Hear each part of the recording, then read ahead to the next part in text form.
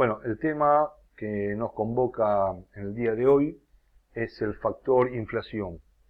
La inflación es un hecho a tener muy en cuenta a la hora de la toma de decisiones, ya que puede hacernos repensar algún tipo de decisión, como por ejemplo pensar en un proyecto de inversión y cómo puede llegar a afectar las consecuencias de nuestra inversión, que es la elaboración, por ejemplo, de un producto o un servicio hacia nuestros clientes. ¿Qué producto le estamos ofreciendo a nuestros clientes? Y bajo un contexto de inflación muy alta, qué cosa está propenso a consumir un cliente en relación a los productos que estamos ofreciendo.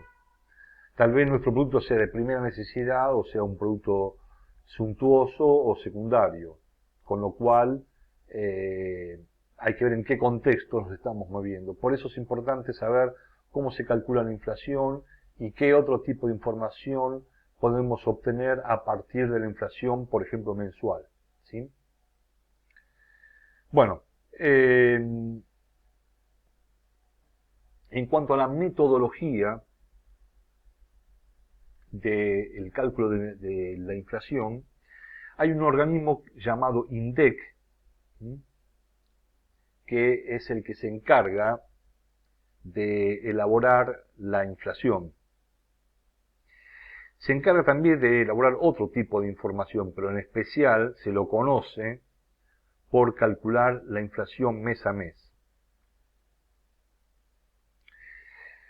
Básicamente, para calcular la inflación, lo que calcula el INDEC es lo que se conoce por IPC, Índice de Precios al Consumidor. Este índice de precio al consumidor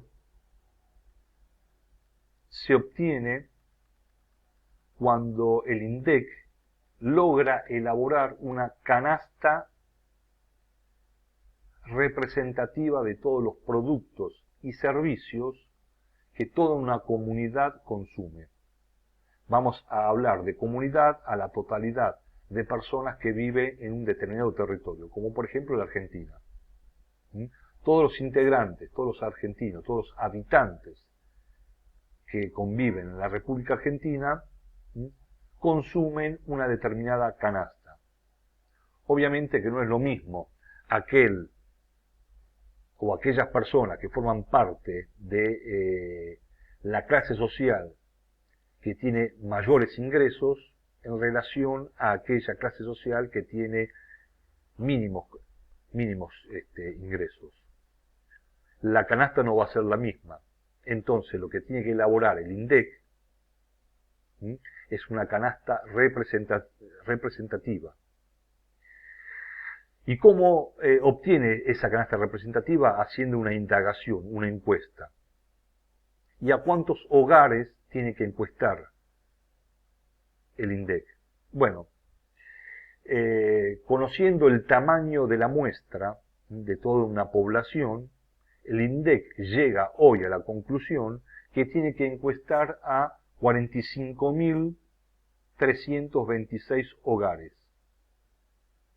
Hogares que pueden estar conformados de diversas maneras, por personas que están casadas y tienen un hijo, o personas que están, independientemente de su situación marital, que forman parte de una sola persona en ese hogar, personas mayores, personas, matrimonios jóvenes, con 1, 2, 3 o más hijos, o sin hijos, independientemente de esos hogares y sus características, el número de hogares más representativo, según este cálculo, es de 45.326.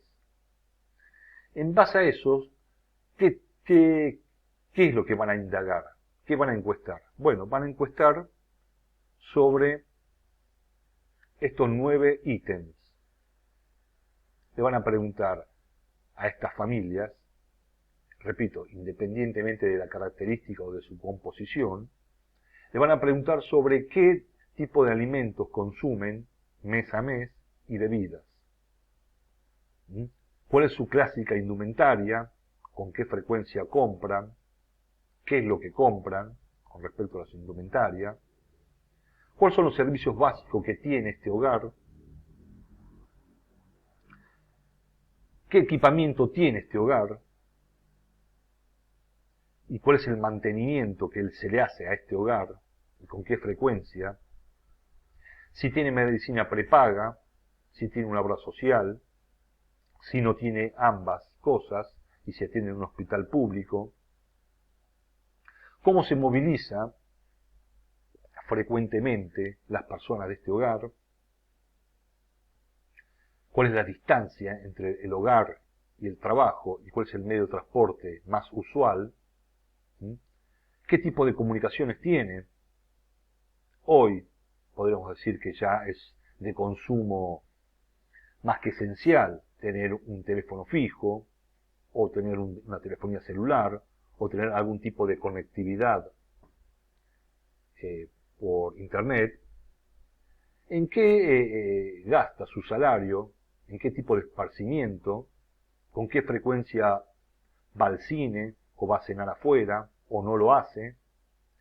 ¿Cuál es la educación de los integrantes de este hogar, si es que la tienen, si es educación pública, privada? ¿Y cuáles son sus otros bienes y servicios que consumen? En base a la elaboración de estos 9 ítems y sus desagregados, a estos hogares, se conforma una canasta representativa o lo más representativa que existe en el país. Por supuesto que esta canasta muchas veces uno no se ve representado, y mucho más si uno indaga a ciertos extremos.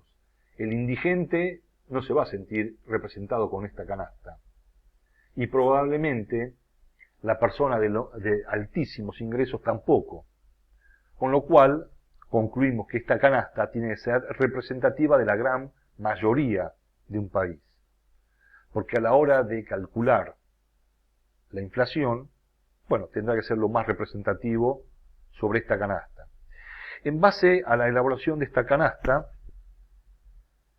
para elaborar la inflación hay que seguir estos 6 ítems.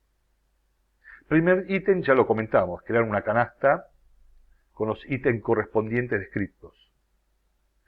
En segundo lugar, hay que conocer el precio de cada uno de los integrantes de esta canasta. Para eso, una legión importante de encuestadores justamente encuestan los lugares donde se obtienen estos productos y servicios e indagan el precio de estos productos y servicios y obtienen un precio ponderado promedio de estos 9 ítems. Una vez que se haya el costo de esta canasta, hay que elegir un determinado tiempo histórico base para que a partir de ahí comencemos a crear el IPC, que es el índice del precio del consumidor, y en base a eso, mes a mes, calcular cómo van variando los precios de esos productos y servicios mes a mes. Y para esto tenemos un primer ejemplo, el ejemplo número 1, que dice que una familia consume, dice, la canasta de estos individuos está conformada por 2 productos, 4 kilos de carne y 2 litros de leche. Por supuesto que una familia representativa consume muchísimo más cosas que carne y leche. Pero al solo efecto de poder entender el modelo de cómo se calcula la inflación, hay que crear un modelo acotado, que nos podamos abstraer de la realidad para entender la metodología. Si no, sería imposible calcular los miles y miles de productos y servicios en un ejemplo. Entonces vamos a acotarlo a la mínima expresión. Vamos a suponer que tenemos el precio de los meses de mayo, junio y julio de la carne y la leche, y que esta familia consume 4 kilos de carne y 2 litros de leche. Entonces, el primer ítem era conocer tal cual los dice la metodología. Recuerden, ¿qué nos decía la metodología? primero tenés que conocer la canasta, cómo está conformado la canasta de nuestros productos y servicios. Bueno, hemos elegido nosotros dos, carne y leche. Crear una canasta IPC con los ítems anteriormente descritos. Bueno, hemos elegido en este modelo acotado suponer que esta familia consume carne y leche. En segundo lugar, conocer los precios de cada uno de los elementos que compone esta canasta. Bueno, tenemos los precios de estos 3 meses. En tercer lugar, hay que hallar el costo de esa canasta.